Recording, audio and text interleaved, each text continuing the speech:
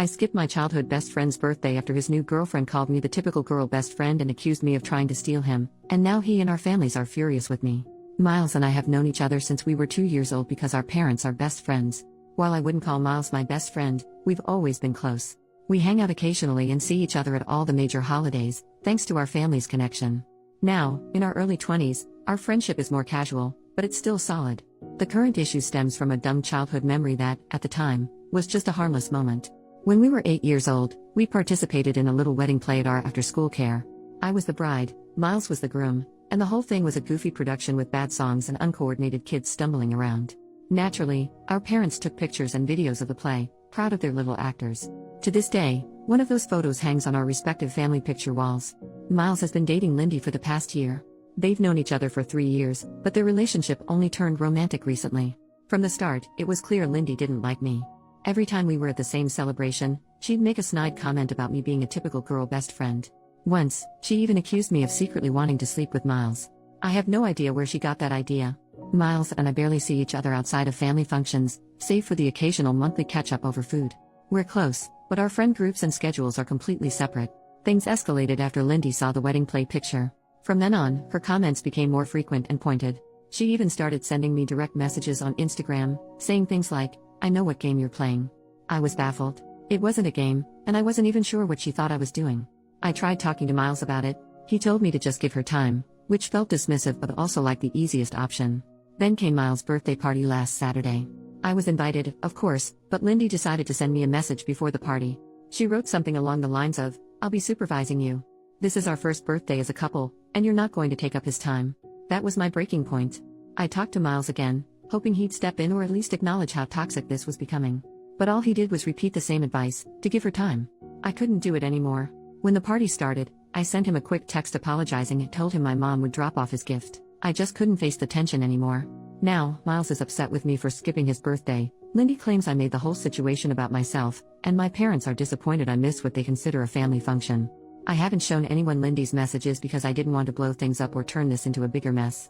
She's a new part of Miles' life, and I didn't want to create drama that could make things harder for both of us. I thought talking to Miles would be the adult thing to do, but clearly, that hasn't worked. For the record, I have no idea why Lindy is jealous. Our families have never joked about me and Miles being together, nor have they ever pushed for that. In fact, I think they'd be against it if it were ever even suggested. The wedding play picture is only up on the walls because our parents thought it was a cute memory from our first school play. That's all it ever was. So, am I wrong for skipping his birthday or was I totally reasonable in doing so? Update: after my last post, I decided to address everything head on. I talked to Miles first. Initially, he was upset with me, insisting that I was blowing things out of proportion. We went back and forth for a while, and after laying everything out, we both agreed to take some distance for now. He needed time to figure out his relationship with Lindy, and I didn't want to deal with the added stress of petty drama anymore. Next, I spoke to my parents and explained the situation in full. They were shocked and upset about how Lindy had been treating me, but they respected my decision to handle it myself. Still, it felt good to get it off my chest. For a little while, nothing else happened. Life moved on. Until Tuesday night. Some friends and I decided to take advantage of the midweek holiday and went to an Irish pub for karaoke. It was a fun night, at least until my best friend and I went to the restroom to freshen up. That's when everything spiraled. As we were touching up our makeup, Lindy and a group of her friends walked in. They immediately started making loud, passive-aggressive comments. Things like, "Man stealing bitches," and, "Imagine pretending to be a guy's friend just to sleep with him." Pick-me girls are the worst. They didn't address us directly, but they made it painfully obvious who they were talking about. It was cringy. It didn't stop there. They slowly edged closer to us, essentially cornering us near the hand dryers, acting like we weren't even there. My best friend finally had enough. She grabbed my hand, pushed through them, and pulled me along. We were almost back at our table when Lindy ran up behind me and yanked my hair. I lost my balance and fell backward onto a metal footrest. The impact was so bad I saw white. Before I could process what was happening, one of her friends poured beer on me. Then a fight broke out and at some point, someone dropped a heavy pint glass on my head. The next thing I knew, Lindy and her friends were being escorted out by the police, and I was taken to the hospital. The aftermath was worse than I expected.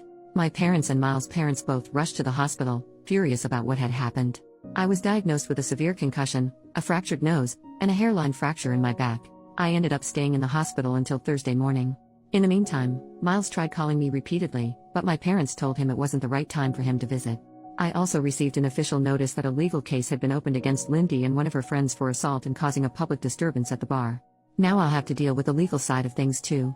Once I was home, I finally spoke to Miles. Our conversation was long and emotional. He admitted that Lindy's behavior went far beyond what I had experienced. She'd isolated him from friends, berated him constantly, and taken her frustrations out on him in terrifying ways. He described how she would scratch and bite him when she was angry, and how she made him feel trapped in the relationship. By the end of our talk, we were both in tears, apologizing to each other and vowing to rebuild our friendship. At the very least, we agreed to communicate more openly moving forward. Miles broke up with Lindy shortly after our conversation and is currently staying at my parents' house to get some space and figure things out. That's where things stand for now. Second update. Hi everyone, there's been some progress, so I wanted to provide an update. I'll share the main points now and dive into more details later. First of all, a court date has finally been set for the case against Lindy. It took 2 months to arrange and is still 3 months away, but at least something is happening. Our lawyer has explained that, as a first-time offender, Lindy is unlikely to face jail time. If she does, it would probably be no more than 3 months. More likely, she'll have to pay a fine equal to 100 days of her income or something similar. I've left all of this in my father's hands. I simply don't have the energy or the headspace to deal with it myself. There's also a second legal case underway, this time tied to my health. What started as a hairline fracture in my back has developed into a chronic condition. I'm in daily pain. Some days are better than others, but there hasn't been a single day where I've been completely pain-free. As a result, I've been unable to work. For now, my insurance is covering 75% of my former income, and my workplace is making up the difference. However, it's likely that I'll be let go soon, as I can't return to my job. Because of this, my insurance company has filed a claim against Lindy to recover my lost wages. Right now, I'm not in contact with Miles. While I initially tried to support him, the reality of being disabled because of his jealous ex-girlfriend has left me feeling bitter. I recognize that he was also a victim in all of this, but I can't help but blame him, at least in part, for what's happened to my life. I'm working through these feelings in therapy and trying to find ways to move forward. To cope, I've taken up some new hobbies and started writing more. I'm also exploring online classes and courses to keep myself engaged and motivated as much as one can in my shoes.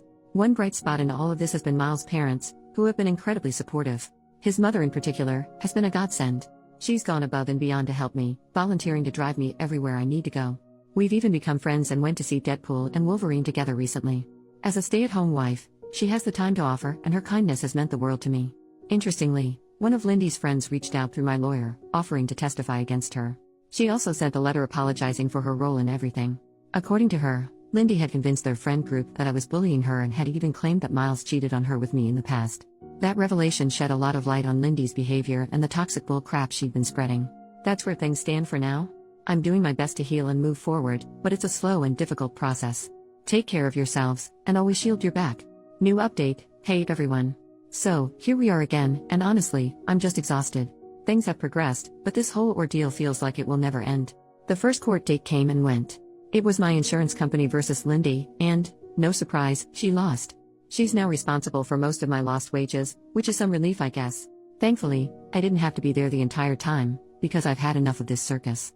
As for the criminal case, it's still up in the air whether it will even go to trial. My lawyer is handling it, and my dad's taken over the practical side of things because I've reached my limit. Lindy's legal team seems to be in full panic mode after that loss, but honestly, not my problem anymore. More of Lindy's friends have come forward with testimonies, and it's been enlightening. Turns out, this isn't her first time pulling something like this. One girl shared how, back in high school, Lindy started a campaign of rumors because she was jealous of the girl sitting next to her boyfriend. It gets worse. Lindy literally sprinkled breadcrumbs on this girl's table to trigger her celiac disease. Yes, breadcrumbs. It wasn't provable back then, but now, with all these former friends speaking up, the truth is coming out. And let's be real, these people aren't stepping forward out of moral clarity, they're just terrified of the fallout on their own records. Receipts are pouring in, and the whole thing keeps getting uglier. Now let's talk about Miles, because that's another disaster. We're still not speaking, and for good reason. It turns out he's known for a while that Lindy was threatening him. She told him bad things would happen if he didn't cut me off and stop his parents from talking to me. And what did he do? He laughed it off, assuming she just meant breaking up with him. Nope, she was dead serious.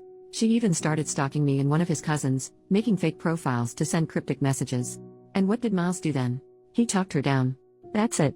He let her spiral, and now I'm the one left dealing with the fallout. I'm furious. He knew she was unhinged and didn't do anything meaningful to stop her. His dad finally stepped in and dragged him to the police to file reports about everything.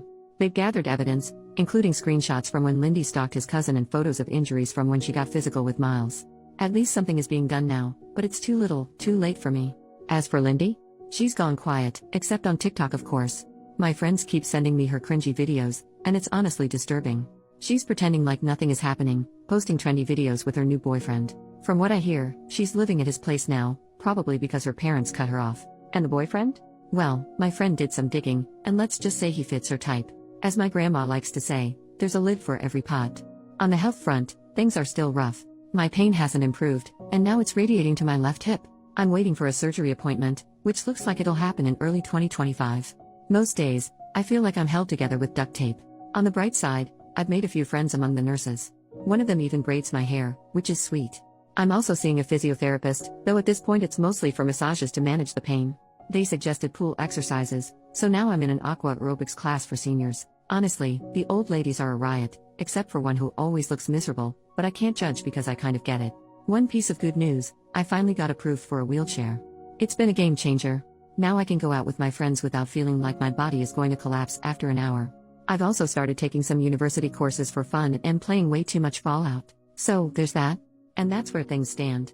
It's still a mess, but I'm doing my best to get through it. Thanks for sticking around. I've really appreciated all of your comments and letting me vent.